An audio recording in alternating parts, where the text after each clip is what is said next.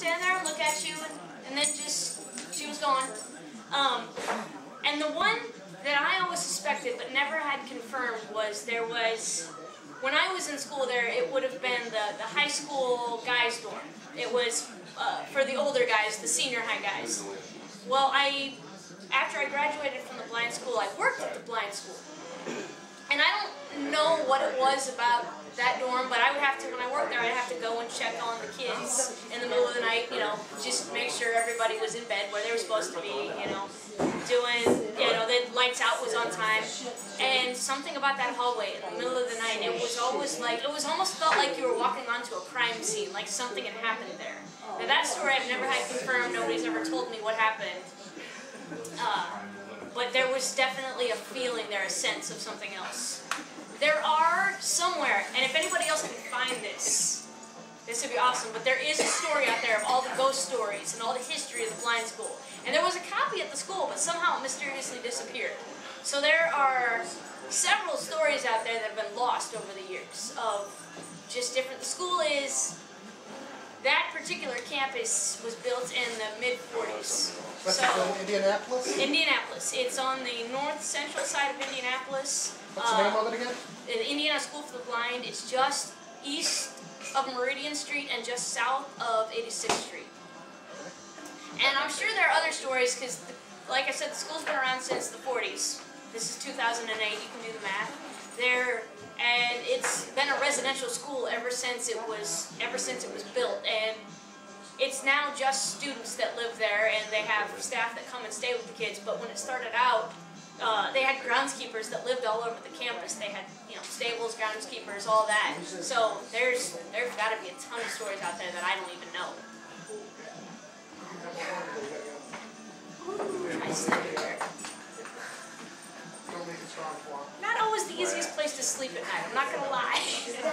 Done, sir. Oh, okay. I'm done. You can. Thank you. You got forever? Hi, my name is Brenda, and the hometown that I grew up in is Georgetown, Indiana. It's a That's where we should be small, recording. Huh? What are you doing? Good. It's a very small, it was a very small town when I was growing up. There's quite a few more incorporations that are in it now, and so it's a bigger town. But one of the favorite stories of everybody is the story of the old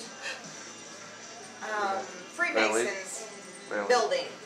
It had been everything from a post office to a skating rink, and the last thing that it was the Freemasons building.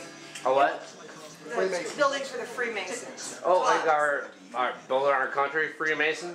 Right. Alright, go ahead.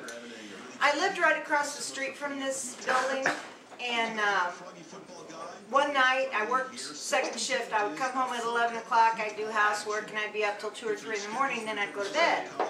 And I knew that they were in the process of demolishing the building. Well, what building was that? The Freemason building across the street from me. Now, is that the actual name of the building, the Freemason building? Yeah. Okay. Alright. Not sure, so it's the way I asked. Just want to make sure.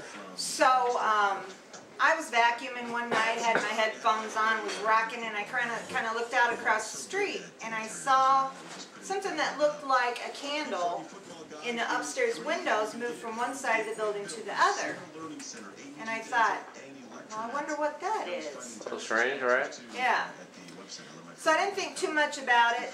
Saw it for about 3 or 4 nights in a row. So I finally went over there and looked inside the building, and they had torn the stairs and the floor out from the second floor. So there's nothing there. There was nothing there. And now you seen something, right? Following the... But you did see something, right? Yep. There was nothing there, but you did actually see something. And so when they did finish tearing the building down, they found a tallow candle laying in the windowsill of that building. And it had been lit. But no human was carrying that candle because there was no stairs and no floor. Well, it's possible. You're right. I totally agree. So when was this at? What years? This was probably 1977. There's no way they could have put like a ladder or nothing up there, somebody, you know, gang related or anything like that? Not in going across the windows like that. Gang related. A lot of older buildings like that, especially one that's something like that, you get people in there messing around. Yeah, fair.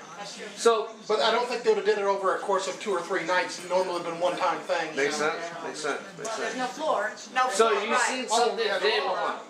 Yeah, I saw a candle flame moving, It didn't like belong. someone walking with it. And there was no stairs, there was no elevator, there was no reason it should have been there. The building was gutted. Couldn't have been somebody. Fair deal. Then we had a hotel there that served as a working hotel, She's telling you a story. and it was a stagecoach stop, and they would stay there at the hotel.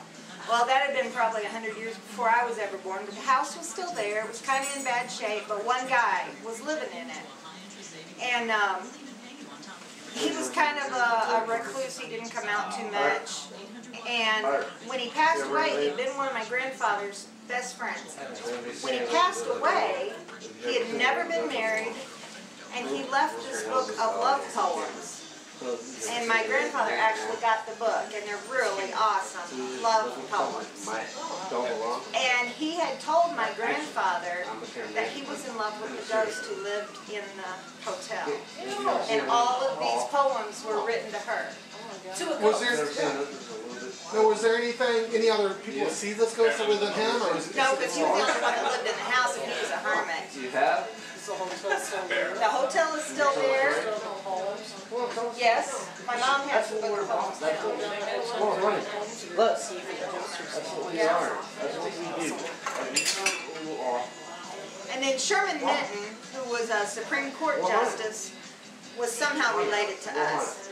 And there's a plaque on the stairs of his house where he was born in Georgetown.